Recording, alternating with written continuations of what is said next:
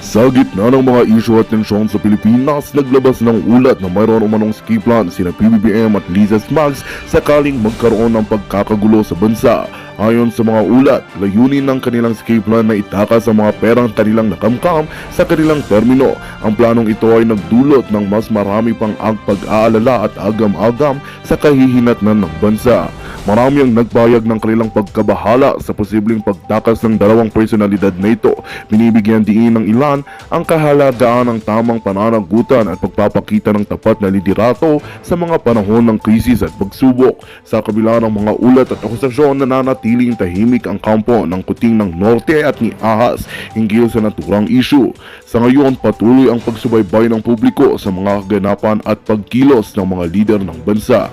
Umaasa ang marami na ang mga opisyal ng gobyerno ay maging tapat sa kanilang tungkulin at mamuno ng may integridad at malasakit sa bayan. Well, ito nga ang balitang ating pagkakatutukan. Ngunit bago ang lahat, siguraduhin mag-subscribe at i-hit ang notification bell para sa patuloy na pagtutok sa mga sulyap ng bagong balita sa tunay na boses ng masa.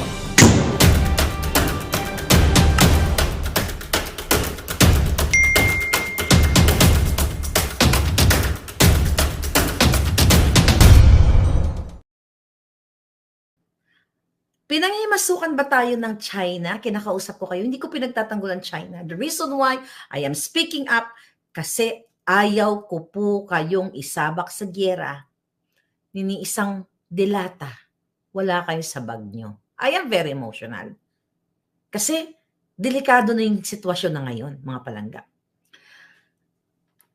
Pinanghimasukan ba kayo ng China na si Xi Jinping ba, ang China ba, ang nagsabi na kay Kuting, nag-utos kay Kuting na ulit makipagsabwatan kayo sa smuggler?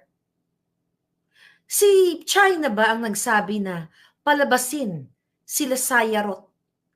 Palabasin ang mga delikadong mga sindikato na kahit dapat ikulong?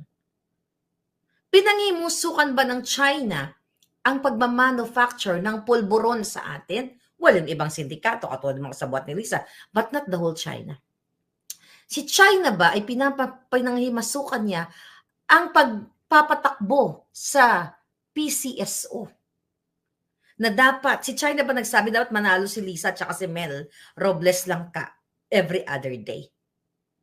Kasi pag sinabi ni, this government, Kuting government, failed to explain, failed sa communication sa taong bayan kung ano yung pinaglalaban niyang sovereign rights. Pinangimasukan ba tayo ng China? Dinidiktahan ba si Kuting na papanalunin sila Robles maya-maya sa loto? Dinidiktahan ba ng China na wag hulihin itong mga special envoy to China? Forward tayo dyan mamaya. Itong mga kasabwat niya. Sovereign rights yan. Ang China na ba ang nagpapatakbo sa atin? Kaya naglalaganap ang mga ang mga pulburon na pinababayaan ni Kuting. Ang China na ba ang nagsabi na gipitin si Maharlika, gipitin si Pastor Quiboloy, gipitin si Duterte, gipitin si Maharlika, gipitin si Macanas? Si China ba ang nag-utos para panghimasukan ang ating sovereign rights to lead, para magpatupad ng batas? Except dyan sa territorial dispute na tinatawag natin. Kung ang sagot nyo ay si China ang nag-uutos kay Kuting, o ang nagpapatakbo sa ating bayan kaya lumalaganap ang pulburon. Kung si China ang dahilan kung bakit ang bigas ay hindi bumaba sa 20 pesos. Kung si China ang dahilan kung bakit ang mga pensyon ng men and women in uniform ay kinaltasan ng gobyerno ni Kuting. Kung si China ang nag-uutos lahat kung bakit nagkaroon, ang mga OFW ay nagsiliparan, nag-alisan dahil walang makain, then we have to fight our sovereignty.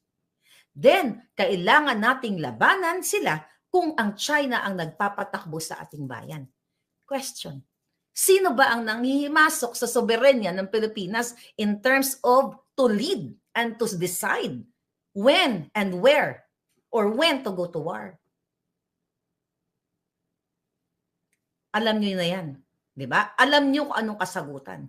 Si China ba ang nag-uutos kay Lisa Tanas na magkiat-kiat ang bigat lang alpot patutot kapag nakikita niya si Inday Sara? Si China ba ang nagsabi na kay Lisa na makialam siya, okay, dito sa extraction ng mga bata sa Turkey, yung dalawang kinidnap nila, okay, illegally in-extract nila, na si Lisa ang nag-mastermind? Kasi soberenya yan, national security, panghihimasok ng China. Si China ba ang nagsabing palayain, again, si Amit Chandiramani? Doon sa kapapasok lang. Balikan nga natin itong mga to. Pakita natin mga picture. Okay. Si China ba nagsabi dito na palayain ito? Ito nahulihan ng mga malalaking pangpasarbog? Si China ba ang nagsabi sa inyo na itong, balikan natin, itong mga pinabura ni Kuting, ni Tambaluslos, ni Lisa Tanas, itong mga illegal importation in 2022, si China ba ang nagsabi niyan?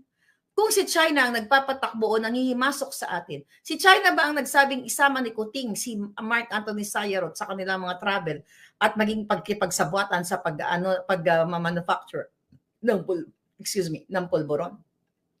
That, mga palangga, kailangan nating you know what I mean? Kailangan nating makipagbangbang kung China.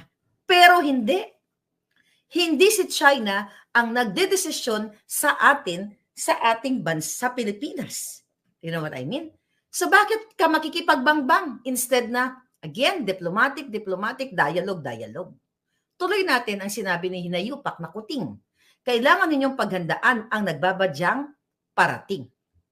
Okay? Sabi ni Kuting, they have offered to help us on what the Philippines requires to protect and secure our sovereignty, sovereign rights and jurisdiction while ensuring peace and stability in the Indo-Pacific. I have given them our requirements and we have been assured that they will be addressed.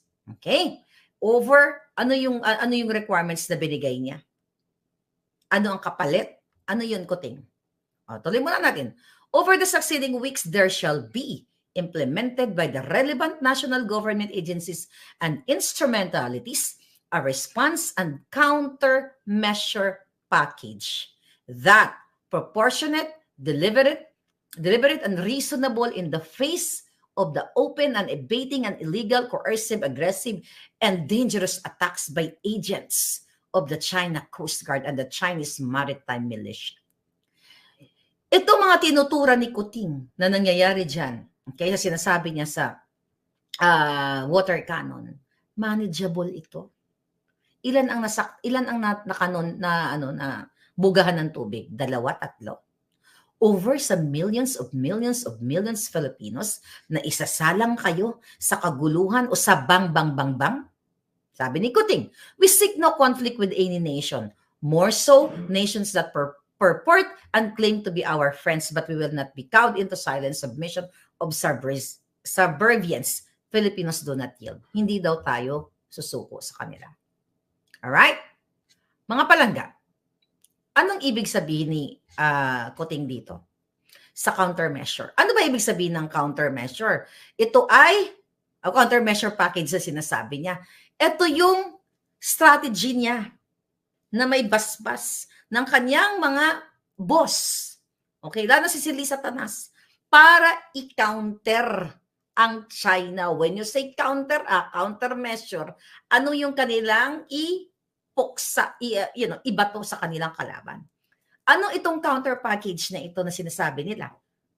Pinag-uusapan doon kung paano nila babangbangin ang kalaban. Hindi ba dapat kayo naaalarma dyan?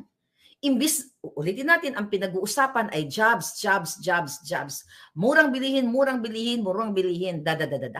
Pero ang pinag-uusapan, counter package and what?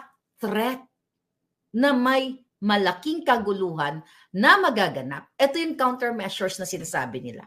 Ito yung kasama ang, alam nyo na, yung mga malalaking pangpasarbog at kung ano pang mga pwedeng gamitin para magbang at kumalat ang mga pula-pula sa mga inosenteng Pilipino na hindi na nga makabili ng bigas, hindi na nga makaayos ng buhay nila, wala na nga maayos na pamumuhay, isasalang pa kayo dito sa sa ano na to, sa laban na ito. Ngayon mga palangga, akalain ninyo na isasalang kayo ng isang, well, hindi akalain, hindi naman nakakaduda na itong bangag na ito, isasalang kayo sa ganong kaguluhan. 'Di ba? Sinasadya nila na kayo talaga ay mapuksa. Okay? Kasi ulitin natin sa kanilang personal interest. Sabi ko nga kagabi sa ating mga kasundaluhan, kapulisan, lahat kayo, wala pong ibang solusyon para mapatigil itong nagbabadya na kaguluhan kundi makipagdialogo at makipag-negotiate. Balikan natin itong tatlong special envoy to China ni Kuting, na ang isa dito nga si Michael Ma. Ito, pakita lang natin dito. This one. 3 envoys. Kita nyo ba? Show. Okay? 3 envoys to China. Tingnan natin dito. Alright. Yung tatlong yan, ano ko sa inyo yan. I-discuss ko sa inyo tatlong hitad na yan. Okay? Alright. Nakita nyo, di ba? Tanggalin na natin. Ay, di, wag muna. Okay. Si Michael Ma, si Maynard Ngo, si Benito Techico. Yan po ay inappoint ni Kuting, mga kababayan, para what? Para mga kababayan ay magtrabaho dyan, magpunta sa China, magpabalik-balik sila para makipagkasundo sa trade, sa investment, o anumang mga usapin. Okay? Basahin muna natin itong sinasabi ni ano. Okay? Tandaan niyo yung mga pangalan nila. Sinabi ng August 2 of 2023, okay, sa Presidential Communications o from the Philippine National Agency.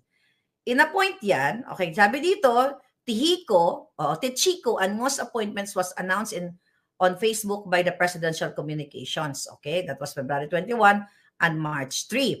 The two reappointed officials are also designated to initiate discussions aimed at maximizing substantial trade and other economic opportunities and other concern, okay, sa Pilipinas. So, tanggalin na natin. Okay, mga mukha nila. Mukha ko na lang. Mga kababayan, sila ay inappoint dyan, hindi lang sa trade and investment, and also special concern. Like Teddy Boy Locsin Jr., aside from ambassador from UK, siya ay inatasan din ni Kuting noong August of 2023 last year na isa sa top diplomat sa China para makipag-usap. Okay? Not only sa trade, not only sa ating mga pagninegosyo o iba pang mga, what do you call it, mga cultural, you know, and term dyan, yung ating interrelation sa kanila, 'di ba? Kasi may mga Chinese Filipino, mga ganon, 'di ba? Para alamin kung ano ba, para papaigtingin yung relationship. Kaya nga may mga special envoys, okay? So ano ginawa ng mga 'to? Ha? Anong ginawa ni Kuting? Ano yung role nitong mga taong ito na pinaupo ni Kuting? Bakit magi-end up tayo ngayon dito? Lagyan natin 'to. Bakit magi-end up tayo dito sa bang na gusto nilang mangyari, mga kababayan? Bakit wala na ba ibang choice? Teka, alright? Wala na bang ibang choice para ito ay mapigilan, mga palangga? Di ba?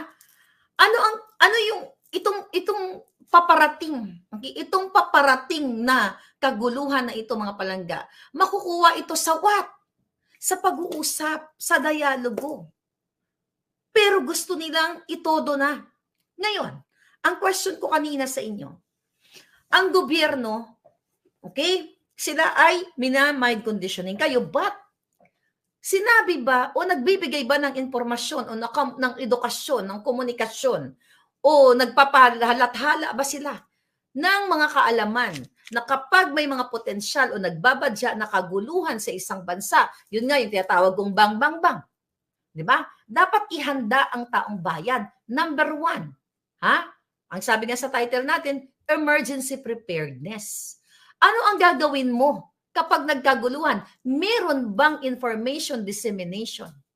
na ginagawa ang gobyerno. Pinaganda ba kayo o maganda kayo ng mga bag nyo? Okay na mga emergency kit ninyo? Dapat, sabi ko nga, may dilata kayo dyan, may pagkain kayo or something, di ba? In case of emergency ng buong pamilya, di ba? Sa iba, sa Israel, di ba, kung napapanood kayo ng news, meron silang parang bomb shelter, di ba? Yung may mga tunnel sila na just in case na magka-jutukan, papasok ka doon. Meron ba tayo niyan? Saan ka papasok? Pag nagkaroon ng bang. Ini-educate ba kayo ng buwaka ng inang gobyernong ito? Na maghanda? Okay, fine. Sige, kunyari talagang ang China ay talagang dapat nating babangbangin. Narinig nyo ba ang gobyernong ito na maghanda kayo, mga citizens? Hindi lang military. Kasi walang sasantuhin itong bang na to. Na-train ba kayo na kapag kailangan niyang lumaban, dito, pumunta kayo sa ganitong istasyon kasi bibigyan kayo ng mga pang-tsurva. Or mag-improvise kayo ng mga sanduko, yun ang sanduko, ng bolo o kung ano man, mga ice pick, mga ganun. Kasi yun lang naman ang pwedeng ibigay sa atin ng gobyerno dahil nga, imbis na bigyan tayo ng mga bonggang-bonggang pang-bang-bang, nanakawin muna nila. Kaysa ibili ng mga armas para sa citizens in case yung mga ganitong emerhensya, di ba? Nanakawin na lang muna nila. You know what I mean? So, walang emergency preparedness. The fact na galing na kay Kuting, nakikipag-usap na siya sa mga neighboring countries, sa mga allies, chuchu natin, dito sa countermeasure package na to. Hindi mo ba alam kung ano ibig sabihin ng countermeasure package? Pagbabadya, di ba? Ano ang gagawin mo? Di ba? Kasi bubuga na sila. Magbubugahan na sila. May evacuation plan ba sa taong bayan na kung ikaw ay na malapit sa EDCA site, sa north, sa east, west, whatever, kung saan ka man? Sinasabi ba ng gobyerno na nananawagan ba sila na ito, dito ang direksyon o magbigay ng mga impormasyon? Wala, mga kababayan. Walang impormasyon ng gobyerno, isasalang kayo ng walang, it's like, mga palangga, yung parang, paano ko ba ipaliwanag yun? Di ba? Kumbaga, hindi nga kayo, iba nga dyan sa inyo, hindi marunong mawak ng baril. Kumbaga, isasalang kayo sa bagay na hindi ninyo alam. Na hindi kayo, parang, what do you call it? Tatanggapin ka sa trabaho, although natitrain ka naman, pero yun nga, tatanggapin ka, papagawa sa'yo yung mga bagay na hindi mo alam, zero knowledge ka. Syunga ka. You don't know kung ano kasi wala kang proper training. So, pinaprepare ba ka tayo o kayo dyan ng gobyerno kung anong gagawin ninyo? Yun na lang yung simple basic emergency kits. Dapat meron kang tourniquet, yung kapag ako meron ako lagi niyan sa bag kasi iniisip ko may aksidente or something o makakita ako ng tao dyan na nakahandusay, something na nagbiblid. So at least meron kang pangtali or mga sa sasakyan ko, meron ako mga ganyan, may tubig, may rice cooker pa nga ako, may bigas pa nga ako. Nagtatawan nga ako ng aking mga junakis. Mama, dami-dami ng bigas mo, 20 pounds, 20 pounds, yeah. Sabi ko, in case of emergency, no, lagi akong ganun. So, meron bang ganun ang government sa atin na ini-educate ang mga taong bayan o kailangan may ano kayo dyan, kahit walang rice cooker, may kaldero ka dyan, may kandila ka, may posporo ka, may Swiss knife ka, o may can opener. You know what I mean? So, wala. Ihanda kayo sa jotang dyan ng laban na hindi nyo laban na ni isang perasong sardinas, wala kayo sa inyong backpack. See? Ang gusto lang, tumayo kayo, waging matapang, kailangan ipaglaban ang ating soberenya, butangin na nila. See? Tanungin ko, ang mainstream media ini-educate kayo? You educate yourself. I am here to help you. Kung paano, kung walang dito kayo makaka-atras, maganda kayo ng backpack, tubig, dilata kung meron kayong kakayahan, kandila, posporo, lalo na yung mga nakapaligid sa EDCA sites. Okay? I speak kung ano pa man. Maghanda kayo ng mga bagay-bagay kasi hindi tinuturo sa inyo ng gobyerno. Kasi sabi ko nga sa inyo, itong kaguluhan na ito, hindi lang po itong suntukan na tapos na. Mahaba ang impact nito sa inyo. Pinag-usapan natin na maraming to-traumatize. Maraming makukrong-krong. Sa putok pa lang ng jaril makukrong-krong ka na, di ba? Inuutusan ba kayo? O ini-educate pa kayo ng putang inang bangag na ito? Anong pinapakita niya sa inyo? Tapang-tapangan, kailangan labanan natin ang China. Pinanghimasukan ng ating soberenya.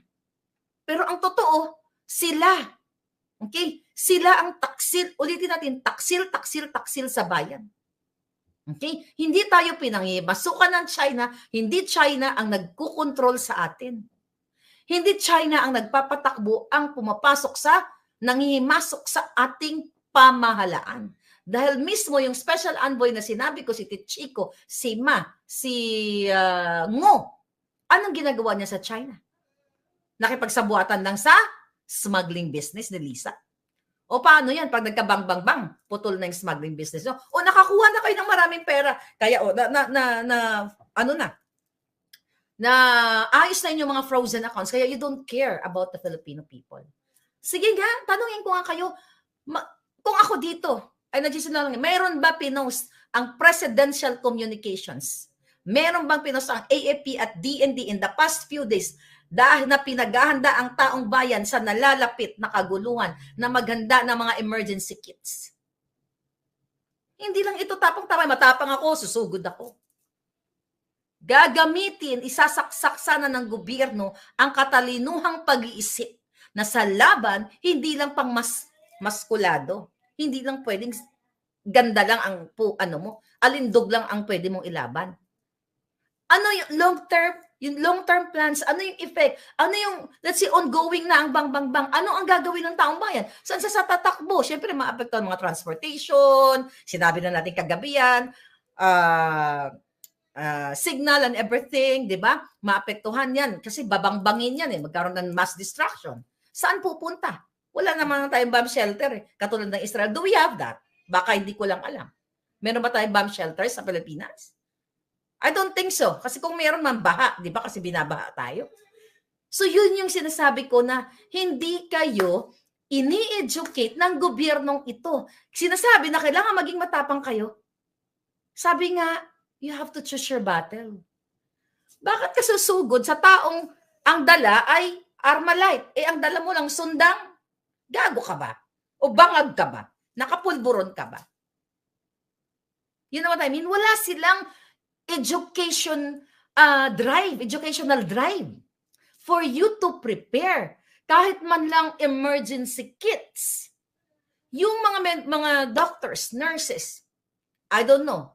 Tanungin ko nga yung mga palangga ko, mga kaklase ko dyan. Kayo ba ay inaano ng Department of Health? O nahawak din, nilisatan na siya under the President's Office yung DOH na yan. Tinuturo, inaan ba kayo na sinasabihan ba kayo, binabudgetan ba kayo? I mean, man lang. Yung hiya nyo nga, hindi maibigay. I think may hindi ko pa napag-usapan. Huwag tayo lumayo muna. So sinasabihan ba kayo na ito yung gagawin nyo? Hindi lang pwedeng, siga ako, maalindog ako, brusko ako. Let's go. Then after that, ano nga? May contingency, I think that's the word, di ba? Ano yung contingency plan? Just in case na magbang-bang-bang. Saan pupunta yung tao? Para maiwasan ito. Saan sila tatakbo? Anong means of transportation? Wala. Because they don't care about you.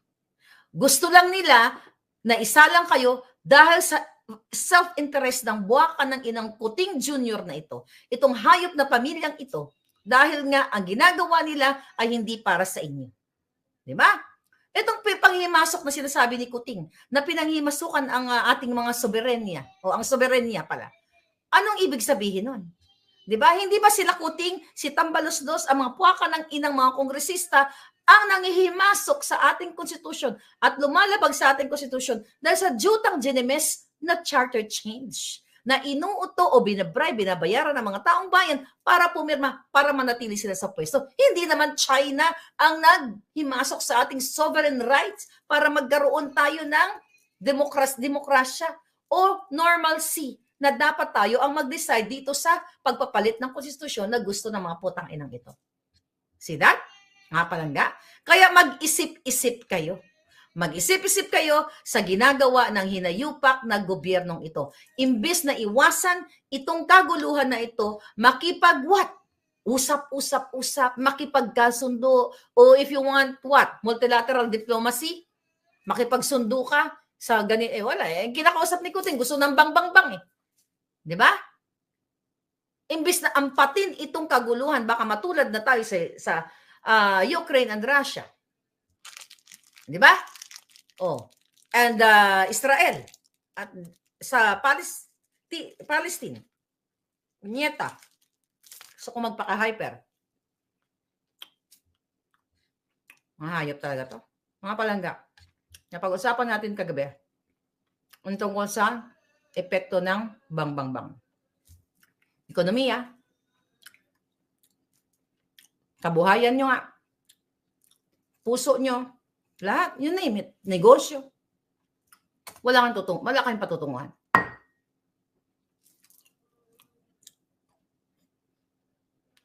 Gusto kasi ni Kuting, pero si Ahas ang sabi ni Hanelin, no one wins in war, sabi ni Imelda. Wala talaga mananalo. Alam mo, nabasa ko yung statement ni Kuting na pinagkakausap niya, pinaghahanda niya ng mga tao, gobyerno, counter package niyang kahayupan niya, countermeasure package niya. Nakakatakot. Anong gusto niyo? Lalaban ba kayo palangga? Powder measure, package. You're really brilliant. Then Scorpio niya. Package. Okay? Ngayon, bago tayo tirahin, sila nasa mansion lang sa abroad, bondat sa pera, sabi ni Lulu. Yun na, paulit-ulit natin sinasabi. Bago sila matsugi, kayo muna. Mga sundalo, dapat lang ibang bangbang nila yung Malacanang, sabi ni Jenny Castro. Ngayon, by the way, magkakaroon ng malawakang rally. I think tingnan ko lang, may nag-send sa akin kanina, mga palangga. Sa Bulacan yung hindi binigyan ni Daniel Fernando.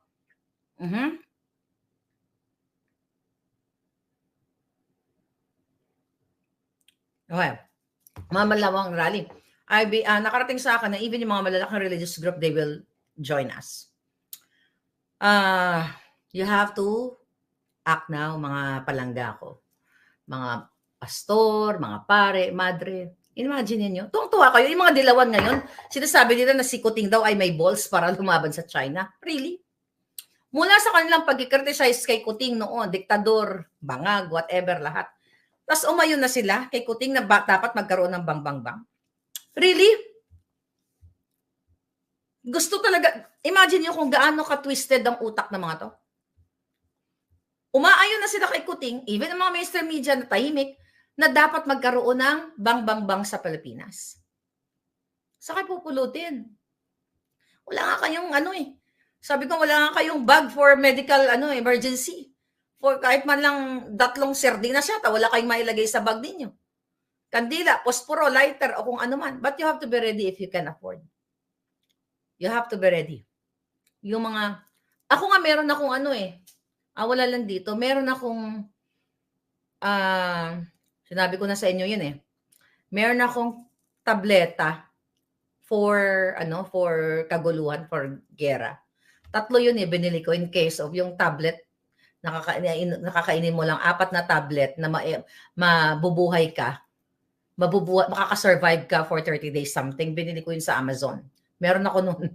Yung isa nasa sasakyan. Nilalagay ko. Isa, kasi you'll never know. Well, ganun ako mag-isip Diba? Meron akong bigas, diba? Sabi ko sa inyo. Meron ako noon, kasi syempre, kung wala kang tubig, paano naman ako magsaing? So, I have that tablet na binili ko. I forgot the word. Maybe, yung term ng na yun, yung term na tabletas na yun.